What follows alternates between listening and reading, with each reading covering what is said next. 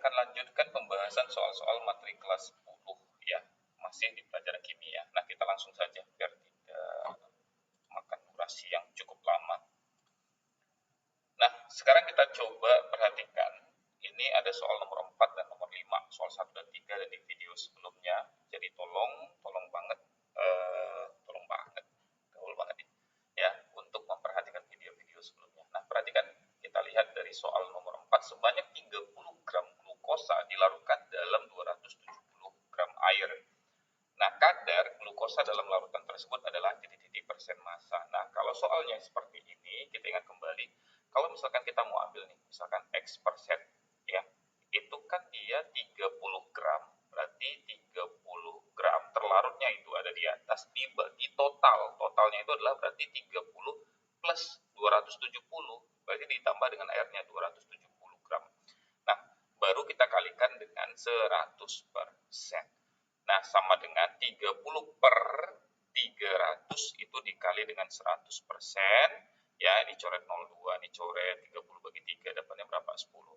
Maka jawabannya adalah persennya itu 10%.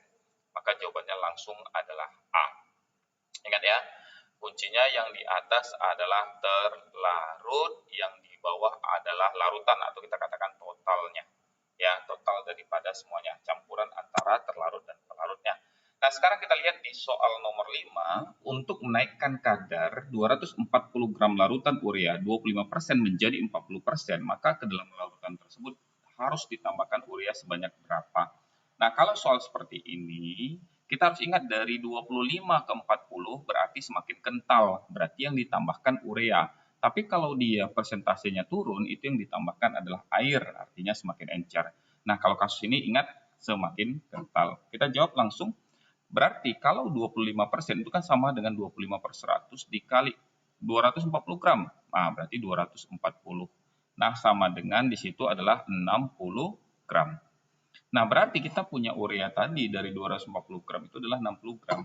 Nah, sekarang kalau kita pengen jadi 40%, itu sama dengan berapa? 60 tadi yang ureanya kan di atas itu terlarut tuh, ditambahkan, kalau semakin kental berarti urea ditambahkan di atas. Kita anggap aja kita simbolkan dengan X. Nah, di bawahnya tadi totalnya kan 240. Kalau kita tambah urea, berarti totalnya juga tambah, maka ditambahkan X baru dikali dengan 100%. Nah, ini bisa dicoret ya, persen-persen, kemudian ini habis nolnya habis, kan gitu tuh. Berarti 4 kali 240 ditambah X, ini matematikanya ya, jangan sampai salah. Kemudian di sini adalah 60 ditambah X dikali dengan yang tadi, sisa di sini kan masih ada 10. Kita lanjutkan, 960 ditambah dengan 4X itu sama dengan 600 ditambah dengan 10X.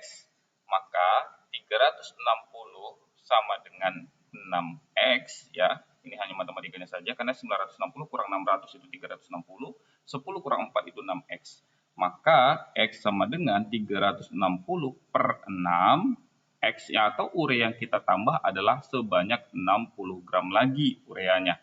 Nah, berarti kita sudah pakai tadi 60 tambah lagi 60 berarti 120. Nah, kalau di sini dia cuma tanya berapa banyak urea yang ditambahkan ya, berarti otomatis kita hanya tuliskan di sini yang 60 gram saja. Maka jawaban nomor 5 adalah D. Tadi jawaban nomor 4 adalah A. Paham ya? Kita lanjut ke soal berikutnya. Di soal nomor 6, elektron terakhir atom X memiliki 4 bilangan kuantum sebagai berikut. Nah, ini sebenarnya penulisannya agak tipu ya, N kecil nih sebenarnya, bilangan kuantum utama. Nah, jadi N-nya 4, L-nya 0, M-nya 0, S sama dengan positif 1/2. Ya. Jadi ingat kembali tentang pelajaran awal di materi kelas 10. Kita langsung saja. Kalau N-nya 4, tulis saja langsung 4. Ya, bilangan kuantum utamanya itu. Nah, kalau untuk L, dia ada catatan nih. Kalau L itu 0, berarti dia S. Kalau 1, berarti dia P. Kalau dia 2, itu berarti dia D.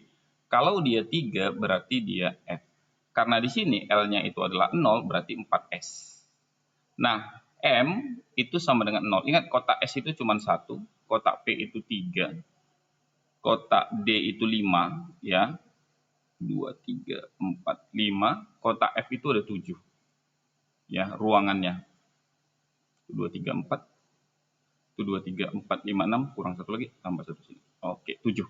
Nah, karena dia S, berarti kan cuma satu kotak. Yang magnetisnya berarti sini langsung 0, ya.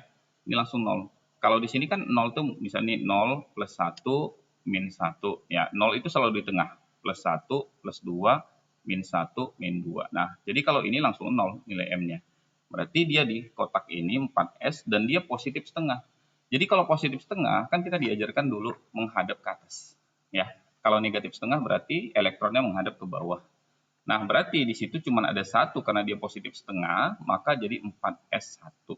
Nah, kita tinggal buat konfigurasinya, akhirannya harus 4S1. Berarti kalau kita buat gini nih, 1S2, 2S2, 2P6, 3S2, 3P6, 4S1.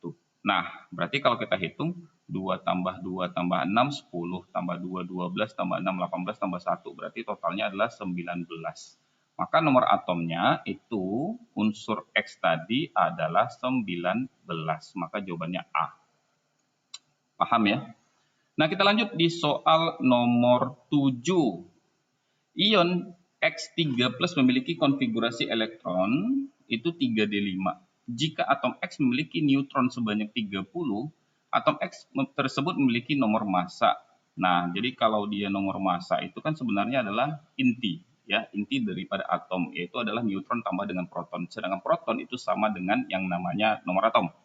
Nah, kita cari dulu kalau dia X3+, konfigurasinya adalah argon, kemudian 3D5. Kalau kita tambah nih, argon itu kan nomor atomnya 18. 18 tambah 5, ya, itu dapatnya sama dengan 23. Nah, berarti kalau kita kembalikan ke X, bukan lagi dalam bentuk ion 3+, berarti kan totalnya berapa? Harusnya 26 kan, 23 plus 3. Tadi kan jadi 3 plus itu buang 3 elektron. Kalau dia jadi X kembali, berarti kembalikan dia 3 elektron. Totalnya berarti 26. Nah, maka kalau kita punya X dengan nomor atom 26 gitu ya. Nah, maka nomor massa ya itu kan sama dengan neutron plus dengan yang namanya nomor atom. Sebenarnya yang dimaksud di sini adalah proton. Karena kan kita bicara inti, elektron tidak, karena sangat-sangat ringan sekali. Maka neutron itu ada di soal, itu dikatakan dia 30.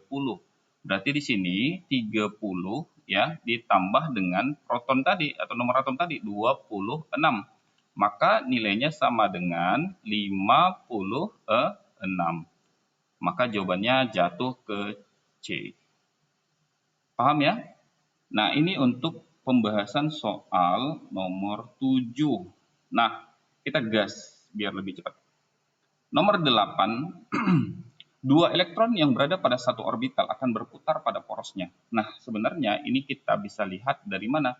Dengan quantum spin yang positif setengah dan nilai yang negatif setengah. Satu ngadep atas, satu ngadep bawah. Sebenarnya dia berputar, itu maksudnya. Spin itu kan berputar. Nah, dia berputar dengan arah berlawanan, maka ditandai plus, tandai minus. Atas satu, bawah satu. Nah, kesimpulan ini diambil berdasarkan fakta apa? Kalau kita lihat dalam satu ruangan, kan ada keanehan. Kalau satu ruangan ini ada dua elektron yang kita tahu secara fisika elektron sama elektron itu kan tolak menolak, tapi di sini kok tidak, ya, tidak terjadi tolak menolak. Sebenarnya mereka itu berputar, ya, karena arahnya di sini berbeda. Maka kesimpulan dari fakta tersebut apa? Tidak terjadi tolak menolak antara dua elektron dalam satu orbital, karena mereka berputar gitu loh. Ada yang satu di sini positif setengah, yang ini adalah negatif setengah. Oke, lanjut di soal nomor 9. Nah, jadi konfigurasi elektron unsur A dengan nomor atom 28 adalah sebagai berikut. Unsur A dalam sistem periodik terletak pada golongan apa? Periode apa? Nah, unsur nomor 9 ini, nah kita buat nih. Kita ambil, ini kan penulisannya gini nih. Kalau kita tidak hati-hati, kita udah kejebak nih. Karena biasanya kita ngambil yang di ekor, yang 4S2 ini. Berarti seakan-akan dia berada pada golongan 2A, ya kan? 2A periode 4. Padahal sebenarnya tidak. Ada penulisan konfigurasi berdasarkan kulit, ada penulisan konfigurasi berdasarkan tingkat energi. Nah, ngisinya itu berdasarkan tingkat energi. Nah, kalau kita susun ulang, seharusnya gini penulisannya. 1S2, 2S2, 2P6, 3S2, 3P6, 3D5, 8, 4S2. Nah, ini sebenarnya 4S2, 3D, 8. Ya. Berarti yang diambil itu bukan S-nya, tapi SD. Maaf. Oke, lanjut. Berarti yang diambil adalah SD. SD itu adalah, ya, SD itu adalah golongan B. 2 tambah 8 itu sama dengan 10. Nah, ingat kembali di golongan B. Kalau total SD-nya itu yang ditambahkan adalah 8, 9, atau 10, itu golongan 8B. Kalau 11 itu golongan 1B, kalau 12 itu golongan 2B. Ya. Maka di situ dia golongannya jatuh ke 8B. Ya, golongan 8B. Periode, kamu lihat baik-baik di situ konfigurasi elektron ini, koefisien mana yang paling besar, itu di 4. Maka dia langsung jatuh ke periode 4. Ya, periode 4. Berarti golongan 8B, periode 4, jawabannya jatuh di E. Paham ya? Nah, ini untuk soal nomor 9. Sampai bersin kita tadi. Oke. Jadi kita akan bahas untuk soal nomor 10 dan seterusnya di video berikutnya. Nah, perhatikan ya, dan tonton di video berikutnya. Terima kasih.